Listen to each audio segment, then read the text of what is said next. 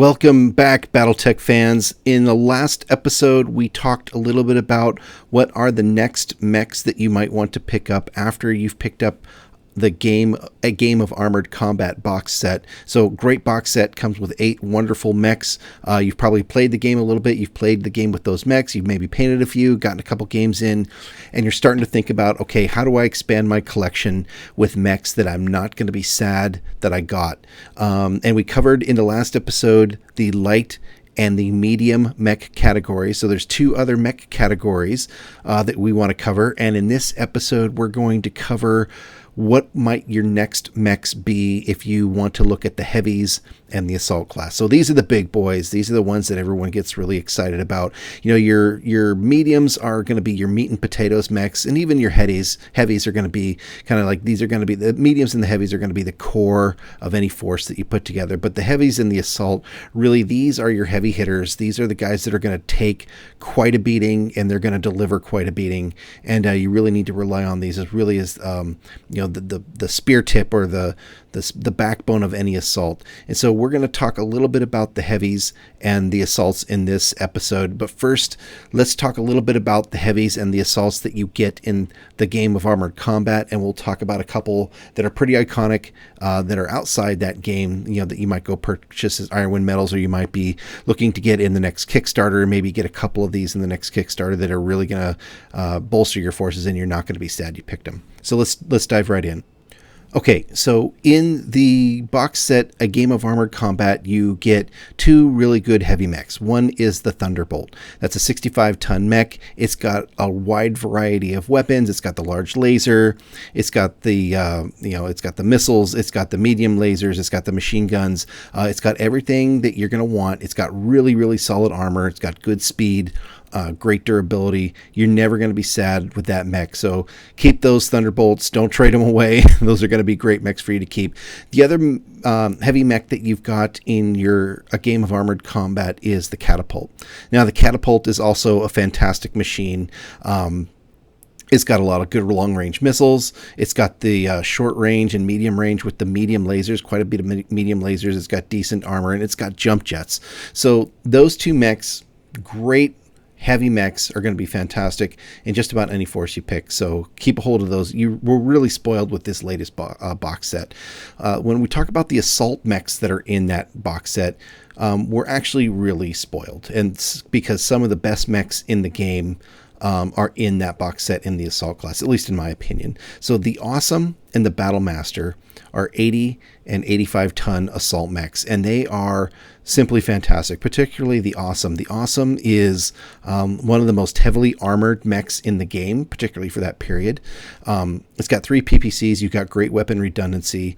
Heat management is an issue on that guy, but just tremendous staying power, and people it's really hard to bring down an Awesome. The Battlemaster is also really good. That's kind of your close range kind of brawler mech. It's got a lot of short range weapons that's really good. It's got a PPC, I believe, as well. It's got some good long range stuff in there too, but really this is the guy that you get in. It's kind of a thug that gets in there and just kind of beats face.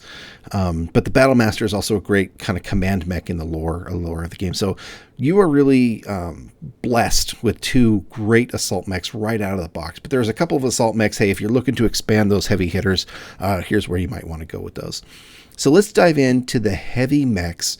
What I might recommend, again, these are just my opinions. I'd love to hear from the veterans out there. What are some great 3025 or even earlier eras of battle mechs in the heavy class that you really lean on in your games? So the first one I want to talk about is the Marauder.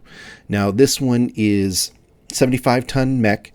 It is it's a big boy. He's got, it's very iconic. The look is very iconic. This is one of those mechs that, a lot of people that started the game in the 80s or early 90s, it's really iconic. They sort of fell in love with the design. And it's a great mech too. And there's a couple different variants.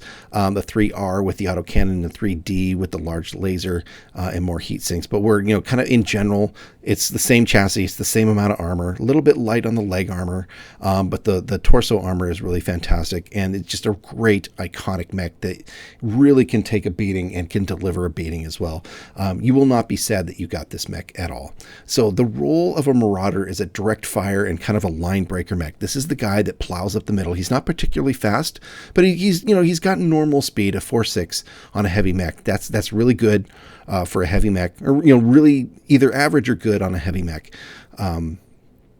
and it, like I said, it just takes a beating. You put this guy in the center of your line, and you slowly move forward. You kind of keep him back a little bit because of the PPCs. You can really reach out and lay some hurt on somebody. It's backed up with a couple of medium lasers in those heavily armored gauntlets, and you've got either the AC.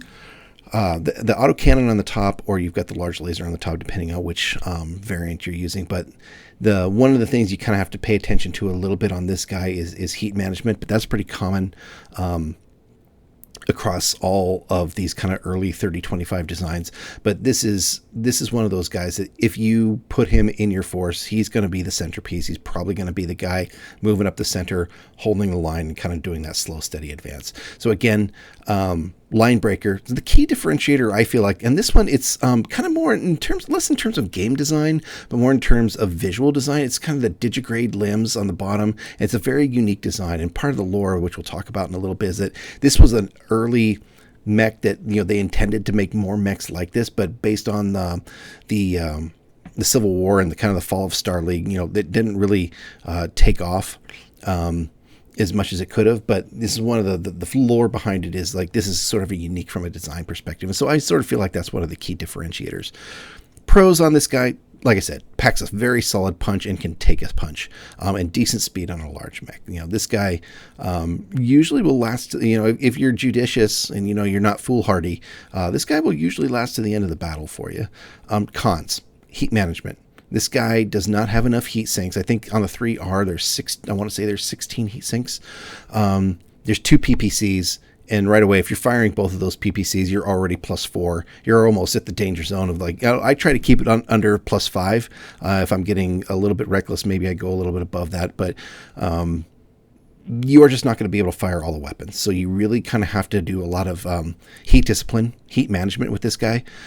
Some of the other cons, there's a little bit of leg armor vulnerability, and a big shout out to a YouTube channel that I'm really falling in love with, Death from Above Wargaming. They just did a comparison mech video on the Marauder, and you should really go over there and check that out if you're interested in the Marauder and it seems interesting to you kind of from a lore and a design perspective. They do a lot of analytics on these sorts of things and really go into there. But bottom line is that the leg armor on this guy is a little bit thin for such a big mech, and so you kind of need to take that into account when you're using this guy. Sometimes, the motive hits is where this thing's Achilles heel is, no pun intended.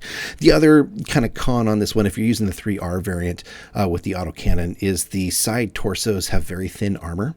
So ammo vulnerability, if you get a penetrating hit into the, I believe it's the left torso, could be wrong, don't have it in front of me.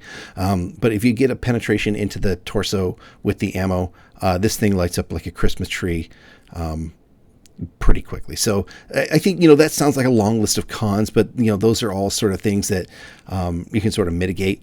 But I think even though it's got those cons, it's still an incredible mech. You just need to kind of know how to use it.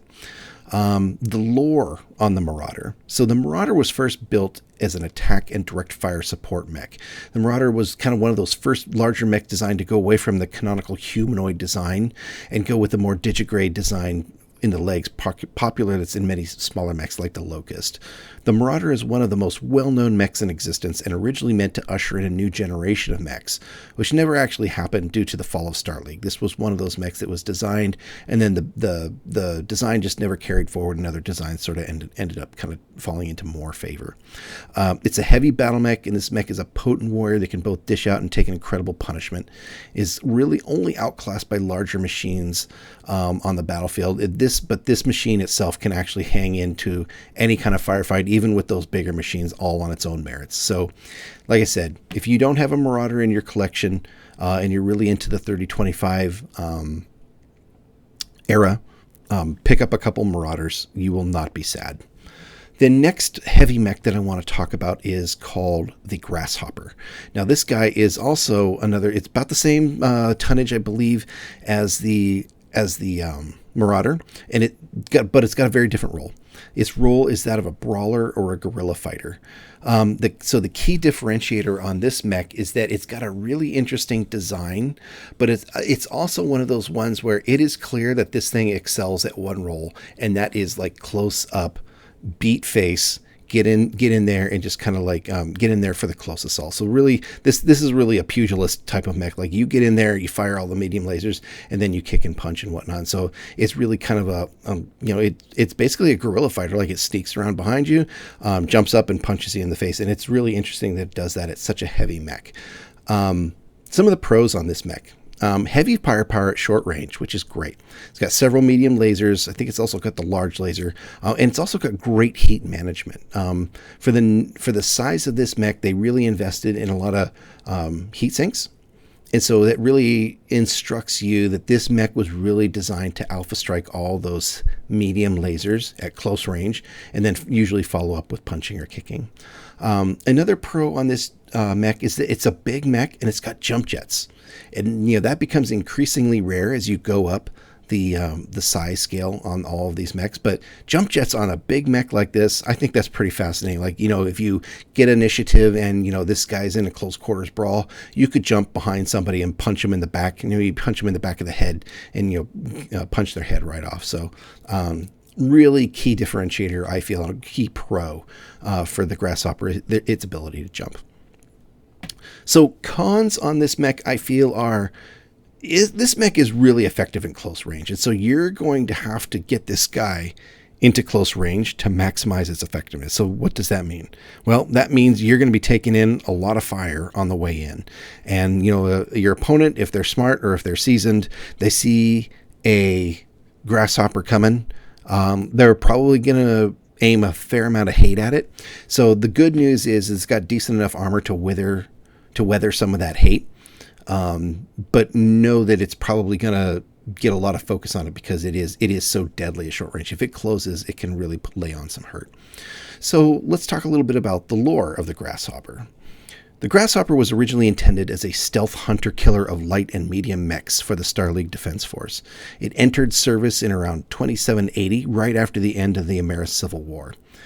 They had problems integrating the original stealth systems and caused them to be ultimately removed in the final design, but that mech eventually was distributed to the regular army. Within about 4 years, you could find it within most of the Star League regiments. Once the Star League dissolved, Grasshoppers eventually found their way into most of the House's armies in one way or the other. And it's really known for being up close and personal, and the Grasshopper's mass, as well as lethal short and medium range weaponry, as well as being jump capable, make it an incredibly good brawler mech. One of the things that I find really interesting about this mech is that part of the lore is that it started to get used kind of independently. Like, it wasn't necessarily, I mean, it was part of a lance, but they might use this guy independently to kind of go off to the side and operate independently. And it sort of made its mark as being an excellent raider and guerrilla fighter. So I think that's really interesting for such a big mech. So Grasshopper, you should definitely check this guy out. Really, really good mech. Make sure that, you take a look at this guy, and if you like what you see, get it in your collection because you won't be sad. The last heavy mech that I want to talk about is called the Archer. And the Archer is one of those really canonical battle mechs that you'll see in a lot of the art, the ARC-2R. The role of this mech is a long-range fire support mech. And I think the one thing that when people think about the Archer is they think about the key differentiator is that it's got two LRM-20 packs. It's that canonical design of that Archer sitting there with its missile bays open, just pummeling opponents from long range with massive numbers of missiles.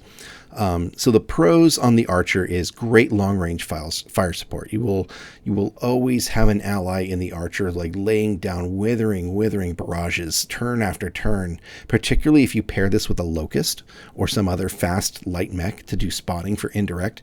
A Locust Archer or a Mongoose Archer, or some fast light and an Archer.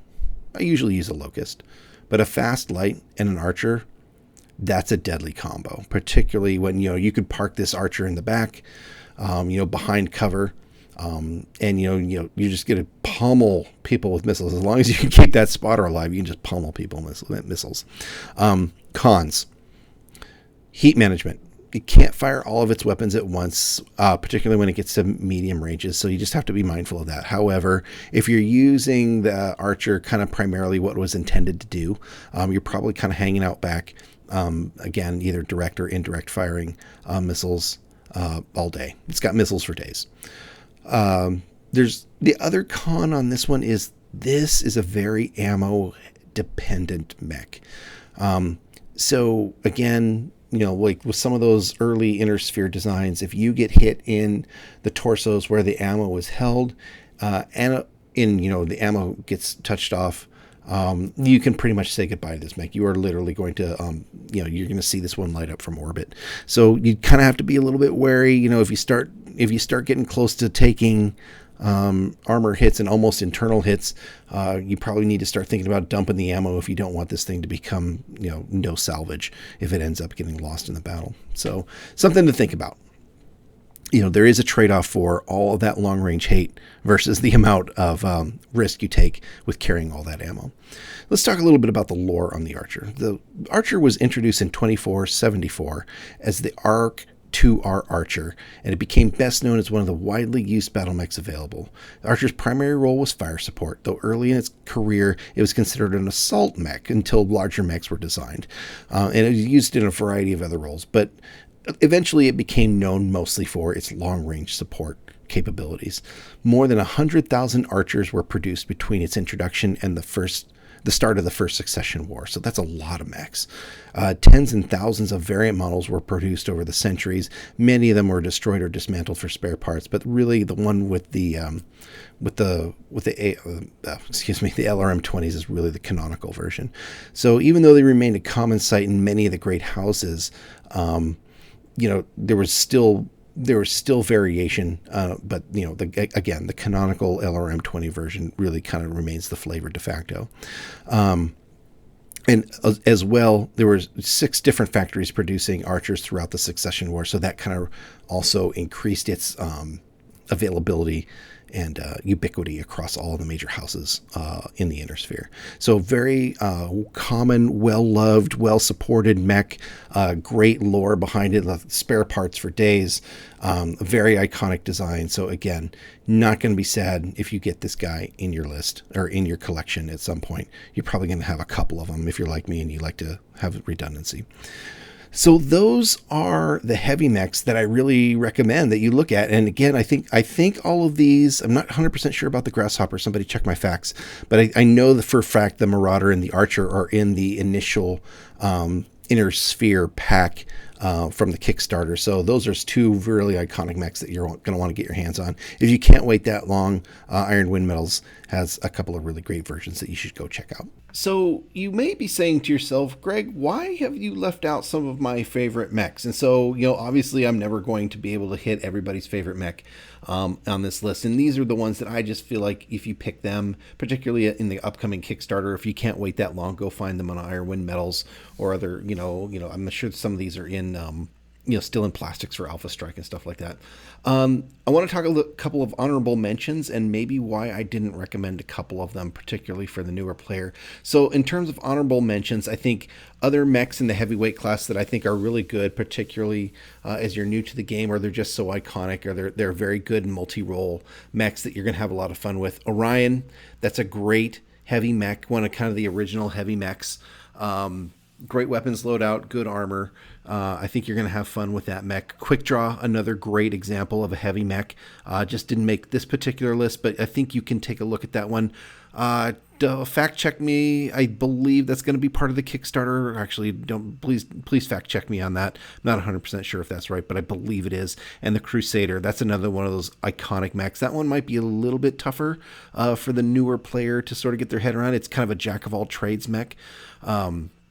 But it's very iconic, and I think people love playing that. So those are kind of some honorable mentions, at least from my experience playing these mechs on the tabletop. Some mechs that I didn't mention in the heavyweight class are the Rifleman and the Warhammer. And the reason I didn't recommend these, and you might be, oh, shock. I'm sorry if I've shocked you. But the reason I'm not recommending maybe these as next mechs, I'm not saying don't get these mechs. These are wonderful mechs.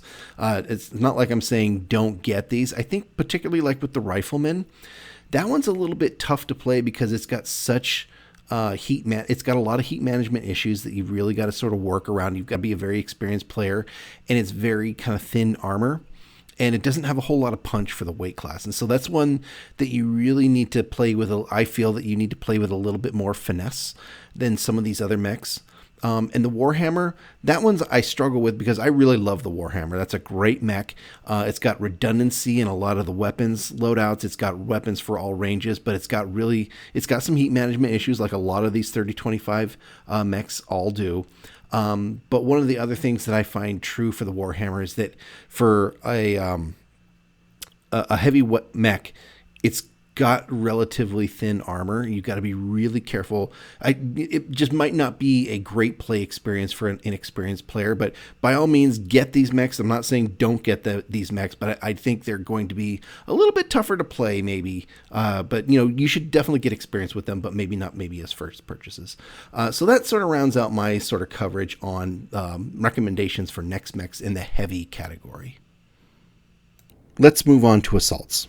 So in the assault class, we're talking about the biggest of the big battle mechs. And like I mentioned earlier, a game of armored combat does you right with the Battlemaster and the Awesome. Those are really great mechs. But where do you go? You're not going to have, I don't want to say this, but, I would assume it's not as easy to find space in your list for a lot of different assault mechs unless you're going with really, really big point games. So you might need to be a little pickier, choosier with these. And again, could you get by with a Awesome and a Battlemaster? Absolutely. But everybody wants their big boys and their big toys. So here goes. Let's talk about a couple. I've got two other mechs that I think you should really seriously look at to round out your Inner Sphere 3025 forces. And the first one obviously goes to the Atlas. The Atlas is one of the most iconic mechs of the game. You see it on box covers, you see it in the artwork, you see it, talked about on forums. It is the canonical big boy. So let's talk about him. The Atlas's role is a line breaker and often is a command mech. And the key differentiator to me on the Atlas is the incredible amounts of armor and great armament at every range is particularly short, although there's a little bit of a con there as well. We'll talk about that in a moment.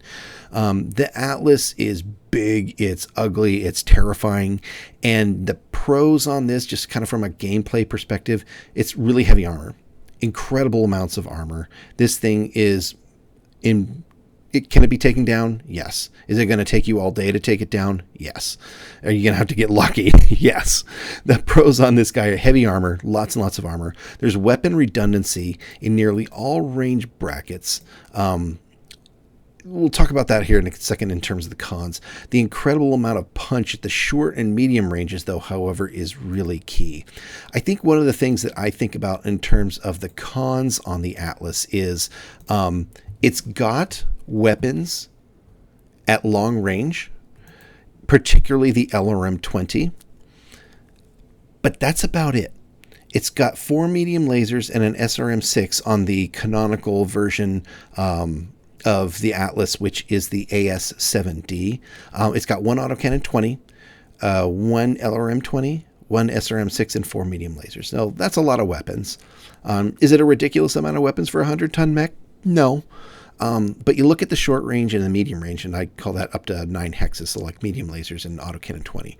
So you're putting out an SRM-6, so that's a 12. If you hit and do damage with that, that's 12 points there. 4 medium lasers, so that's another 20, so that's 32. And an autocannon 20, that's 52 points of damage if you hit with everything within kind of generally medium range. So that's a lot. So the damage profile on this one, I feel, is pretty skewed toward the short and medium ranges. So what does that mean? Well, you've got a assault mech, which generally moves a little bit slower, right? So he's going to have to wade into the battle taking some damage, which is okay because he's got ridiculous amounts of armor.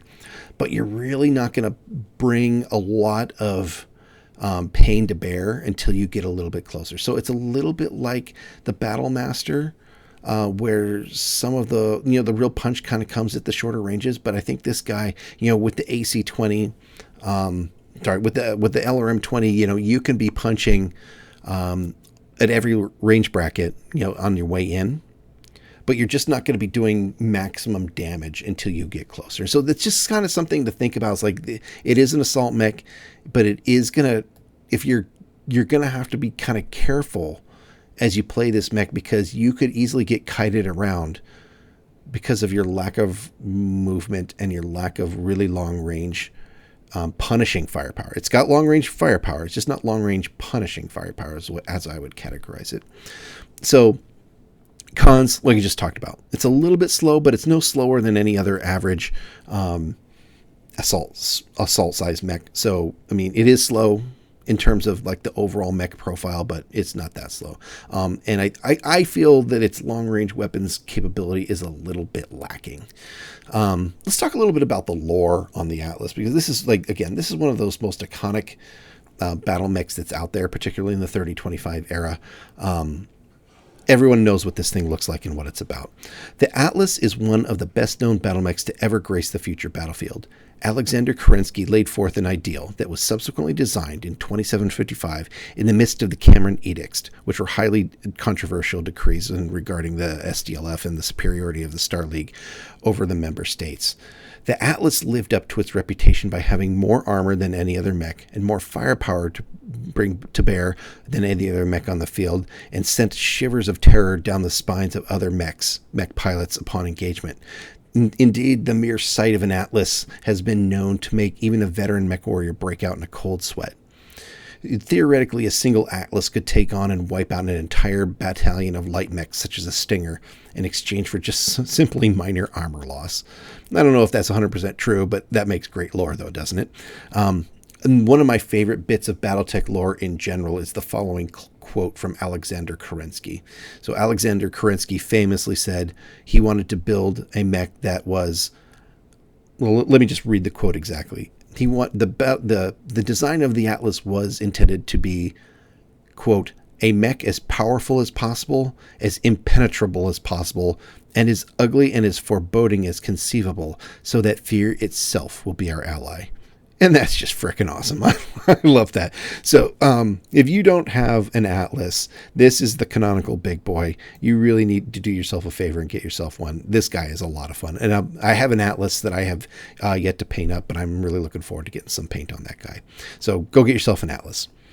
The last mech that I want to talk about is a mech that's really near and dear to my heart, again, in the assault class. I think, you're not going to be sad to get this as a next level purchase, is the Stalker. And again, I believe both of these mechs are part of the Kickstarter coming up, so I think you're going to have a chance to get them there. But if you want to get one sooner, go take a look at some of the other sources that are available and add them to your lineup. So the Stalker, its role is line breaker and urban combat, and we'll talk about that a little bit more. So the key differentiator to me on the Stalker is it's interesting. You would think it's firepower, and it is, but the way I look at it, it's flexibility. This is an assault mech that can engage effectively at any range, and you've got things to fire at every range. You can be dealing significant to reasonable damage at every range bracket and continue to move and lay down the hurt. As you get closer, it gets particularly egregious. The Stalker is another one of those mechs. Like, it just has an incredible amount of firepower, and it lives up to its name as an assault. So some of the pros on a Stalker. Again, great weapon loadouts. There's redundancy in those loadouts, and its effective combat ranges across the spectrum. Again, it's got redundancy of weapons on every different range. And what do I mean by that? So redundancy of weapons is that it's got more than one weapon per range band, which is really effective. So it's got 2 LRM-10s, 2 large lasers, 4 medium lasers, and 2 SRM-6s. That's a lot of hurt being shot, potentially every turn. That's a lot of weapons. That's a lot of damage pips. Now, the flip side to that is that you can't fire them all at once because it doesn't have enough heat sinks. So again, canonical Anosphere of that era designs. You've got 20 heat sinks on this guy, which is, more than the standard 10. But even with 20 heat sinks, you are not firing all those weapons every turn and not building up enough heat to not do a shutdown. So you have to kind of pay attention to how you're firing the weapons on this mech. You fire the long range weapons when you're at long range, you fire the medium range weapons when you're in medium range, and you fire the short range weapons when you're in short range. And so you kind of, you don't necessarily mix and match what weapons you're doing, but you just kind of pay attention to the weapons that you should be firing in each range band, and you're going to do just fine. Like I said, the cons on this one, it's a little slow, and the heat discipline and management that you need to maintain. Another con on this one is that there's no hand actuators. So if you have hand actuators, or if you have a mission in which you need to be able to physically grab something, the Stalker is not going to be particularly great for you because they're not going to be able to pick up material. So something to kind of pay attention to if you've got a mission where that's super, super important. Or number one, it's not really fast enough to sort of manage, grabbing that stuff in the back lines and getting it out anyways. But it's just not going to be able to grab those things. Let's talk a little bit about the lore on the Stalker. So the Stalker was first produced in 2594 as a heavy assault battle mech during the reunification war. The goal behind the design of the Stalker was to build an assault class battle mech that could effectively project overwhelming force at all ranges effectively. It's somewhat slow, but it's on par with its counterparts in the assault class and can keep up with most assaults, firing effectively as it walks or runs into a spearhead any assault. Its heavy armor and armament also makes it well suited to a variety of deployments. It's been proven particularly effective in an urban combat and pacification role. A favorite tactic of Stalker pilots is to wait in a shell of a ruined building and wait for the enemy forces to approach, burst out of the building and lay down withering firepower upon the enemy. It's been a workhorse mech for over 200 years during the Star League and the Fall, and during the Ameris Civil War, distinguishing itself on many battlefields, and is part of nearly every major house's forces in the Inner Sphere. So very common mech, it became common to the point where, some of the lore says that, other mech pilots started to not fear it until they actually saw it on the battlefield. So I think that's kind of funny as well. So again, Stalker, great mech. Get your hands on one of these as some of the neck purchases, and I think you won't go wrong there. So those are my recommendations or picks for the heavy and the assault class battle mechs. What are your picks? What have I missed? Or do you agree with these? Or do you have things that you want to add? Or what other things would you add to the heavy and the assault class battle mechs to round out the collection after you get a game of Armored Combat? Veterans, chime in, let me know what you think. And again, thanks for listening, and let me know what other content you'd like to hear on this. I got some other things lined up that I think you're going to enjoy, hopefully, and thanks for listening.